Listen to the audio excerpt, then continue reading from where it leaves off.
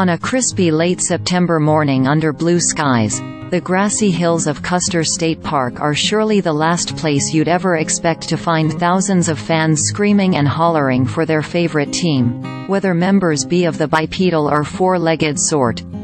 With dozens of cowboys and cowgirls herding some 1,400 to 1,500 grunting and bellowing bison through the verdant terrain and into corrals, South Dakota's annual Buffalo Roundup has become a huge and thrilling spectator event.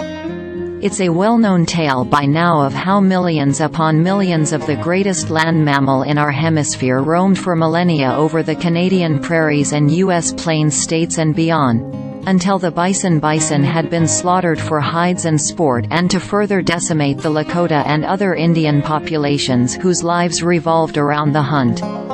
Thankfully, from a low of around 1,000 by the late 19th century, the majestic ungulates were brought back from the brink of imminent extinction to number 500,000 today.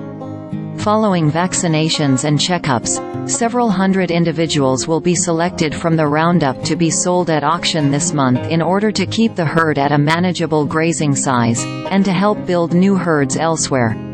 Normally, buffalo roam the whole 71,000 acres of Custer State Park. But just before Roundup, they are squeezed into a 640-acre zone. Plenty of fans, and there was a record 22,590 of them this year, sleep in their car the night before or begin arriving at 4 a.m. to grab a spot in either the northern or southern viewing areas. All that, even though the show doesn't kick off until 9:30 a.m. and lasts 2 hours at most. Such is its popularity of the Roundup that for their live stream South Dakota Public Broadcasting sets up half a dozen cameras in various hilly sectors, like a TV crew prepared to catch every angle of NFL action. You can watch the delightful play-by-play of their anchors sharing anecdotal tidbits on the SDPB website. The whole morning is actually quite choreographed, that is, to the extent that one can predict wild animals.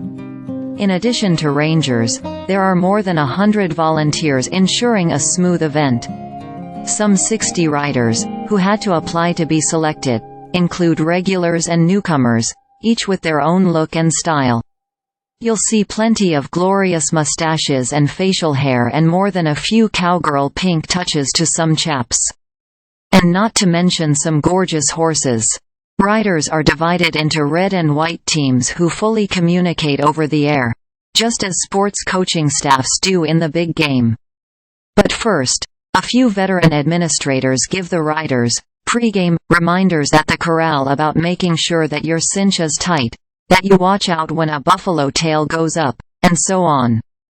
After all, buffalo are not the lumbering animals you might expect, but, fleet of hoof, can sprint 35 miles an hour and are able to leap 6 feet high. And then the show begins.